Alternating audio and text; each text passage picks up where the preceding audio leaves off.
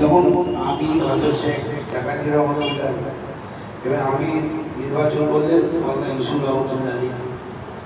এইবারে আমার বলে তখন আমার আশ্চর্য লেগে গেল। তবু আমি বলি না, যা মাসোয়ারা হয়েছে মেনে নিতে। এইবারে কি হলো, এইবারে হজরত জাকারিয়া রহমতুল্লাহ ফায়সালা করে দিয়ে বললেন যে ইউসুফ তুই কুছ কহ, ইউসুফ তুমি এবার কিছু বলো। লাশ আছে মৌলানা রহমতুল্লাহ, মাসোয়ারার সিদ্ধান্ত হয়ে গেছে উনি আমি। এর বললেন তুমি একটা কিছু বলো অল্প। তো মঞ্জুর নোমান সাহেব বলে যে আমি যখন উনি বক্তব্য রাখা শুরু করেছেন, উত্তরপ্রদেশের বড় লেখক একটা মঞ্জুর নোমান, বিরাট বড় আল্লাহ।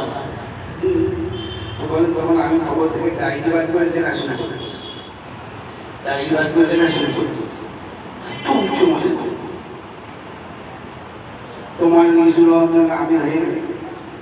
এবারে আমির হওয়ার পরে আমার কাছে চিঠি আসছে বহু জায়গা থেকে, बोले वो बात जो मौलाना इलियास रहमतुल्लाह अलैह के अंदर थी, यूसुफ के अंदर नहीं, यूसुफ के अंदर नहीं है।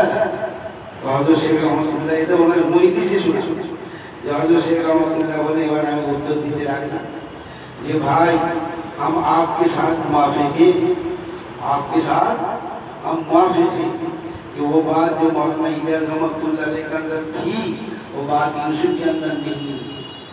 इसको हम इसमें आपके साथ माफी, लेकिन ये बात भी आप सुन लीजिए, वो बात जो मौलाना यूसुफ रहमतुल्लाह अलैह के अंदर है, आइंदा किसी के अंदर भी नहीं मिलेगी। इसी को बनी मत समझो।